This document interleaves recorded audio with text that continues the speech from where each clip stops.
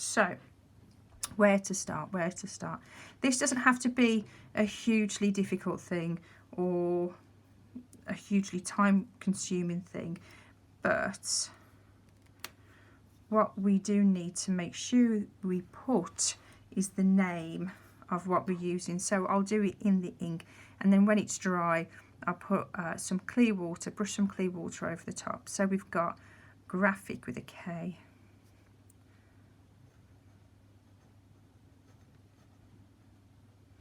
Okay, and it's nice thin kind of pen.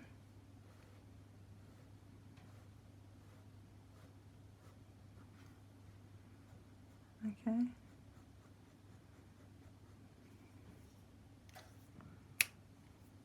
We're going to have a go with this one, which is, if I put pilot, I know which one that refers to. And I'll move this one over here.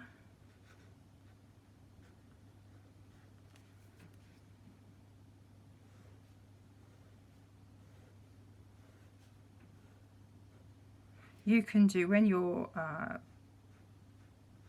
testing out inks, you can draw whatever you want, really. It's just to see if the ink is going to be water resistant. I'll try this one, which is the Staedtler Marsmatic.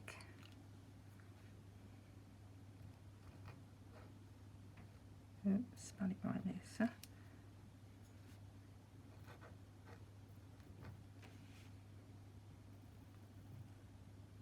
And also, as we're working, we're looking at how the pens or the whatever it is we're using, how it feels on the paper, whether it's gliding smoothly, whether it's quite difficult to move across.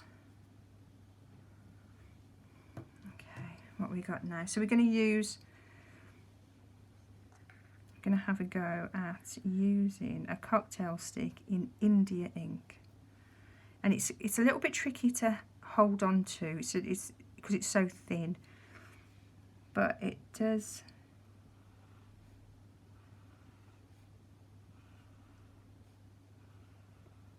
If you leave it in the ink for a while, it does tend to give you a nice amount of ink to work with before it needs refilling.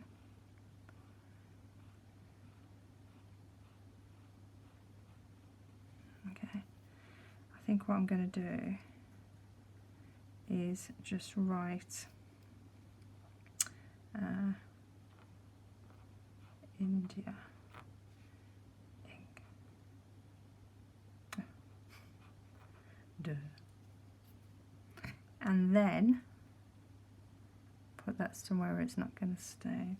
We're going to also use a nib pen.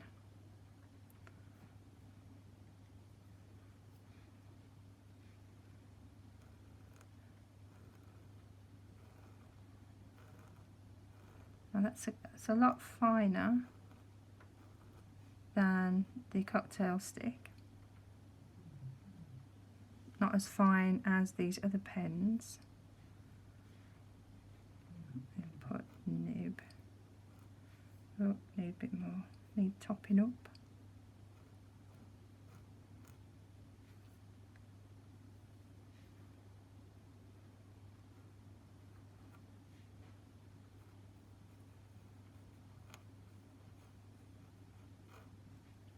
Okay, get a bit of a swirl through because we're going to try it with some of the others as well. It's always useful to have a pot of water handy and some kitchen towel just in case some sort of accident happens. So this is the Super Cook black food colouring. So you also want to be really careful of the nib when you're drawing with a cocktail stick. If I put Super Cook, I know what that is.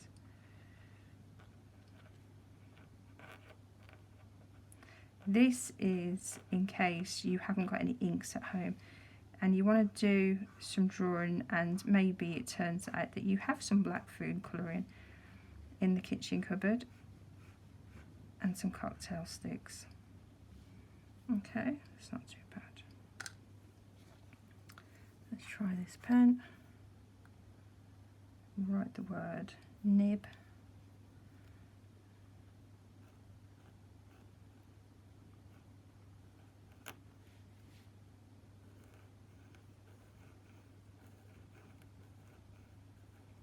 The little flourishy thing.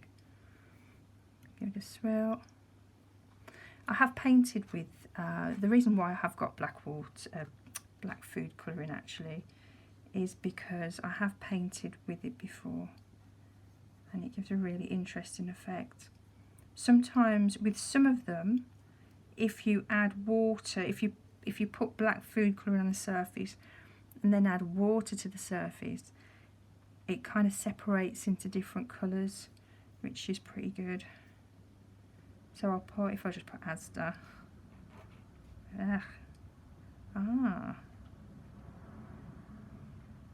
This might not be a very good one to use. Not at all. So straight away I can see that I've tried that one. Let's turn it around. Let's try the pen just in case. Just in case there's something wrong with that. Cocktail stick. Okay, that's going on better. It's quite watery, I think. It's less strong. The colour's less, what's the word? Maybe I'll just stick with watery. Okay.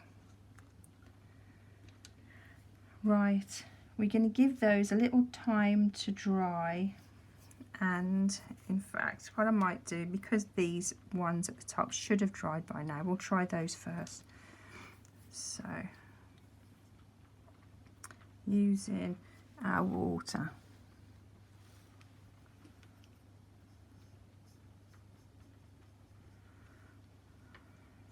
We will. Fingers crossed. So that one dissolves.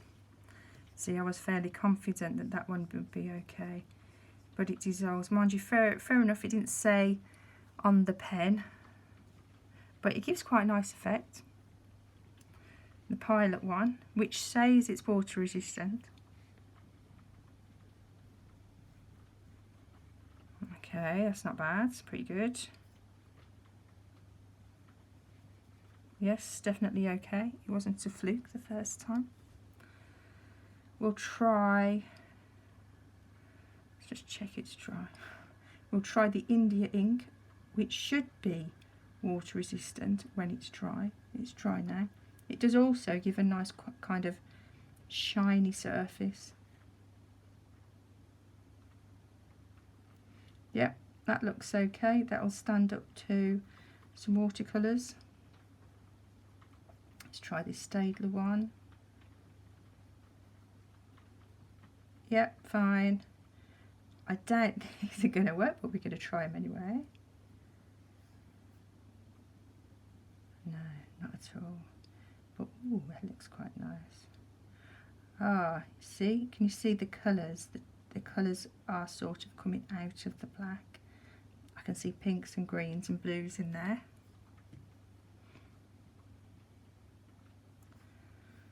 There's hardly any on here to use really. No, that's no good.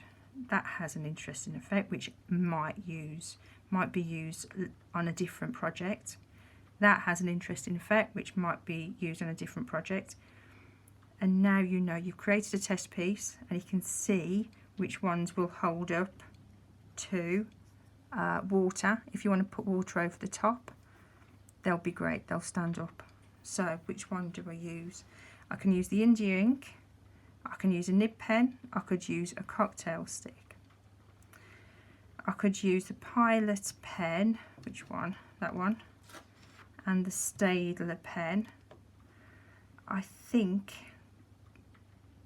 as I was using it, I think I found the Pilot pen a bit nicer to use. So I'm gonna use a Pilot pen. I'm gonna use a Pilot pen for most of it, but I might use some India ink in the cocktail stick or the nib pen for some of it, because I quite like the way one is slightly thicker than the other. The thicker pen might be good for sort of using on areas which might have a bit more tone, and the thinner line will be better where will be kind of fading away. So if I go back to Sunga Park's paintings and have another look, because I'm just about to put the pen on, let's have a quick recap.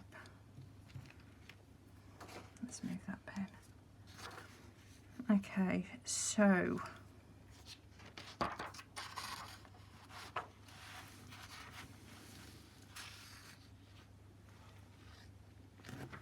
if we have a think about the area here, I want to use quite a lot of ink because there's going to be lots of detail.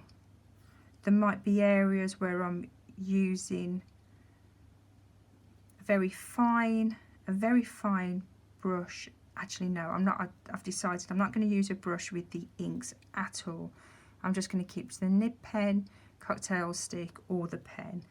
Everything else is going to be watercolour. I'm going to, for the outline, I'm going to go round here. I'm going to stop about there with the inks, and I'm going to pick it up again about there, so there's going to be a bit of a gap, and I'm going to carry on round, and I might have a slightly intermittent line as we move down to this part. The reason for that is that I saw this bit which there isn't any line on it at all, and I thought that's quite nice. It'd be nice to have some sort of where I'm picking up a lot of the watercolour sort of running through and out. That might look quite nice. So inks round here, round the outline, missing bits out, and I think that's it. I think that's it for now.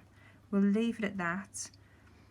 I'll come back when I've done it, because it's going to take a little bit of a while, and I don't suppose you want to sit there and watch me do that. I'm sure you've got other better things to do. What I was going to say, actually, I'm going to use my pens first before I put the watercolour on.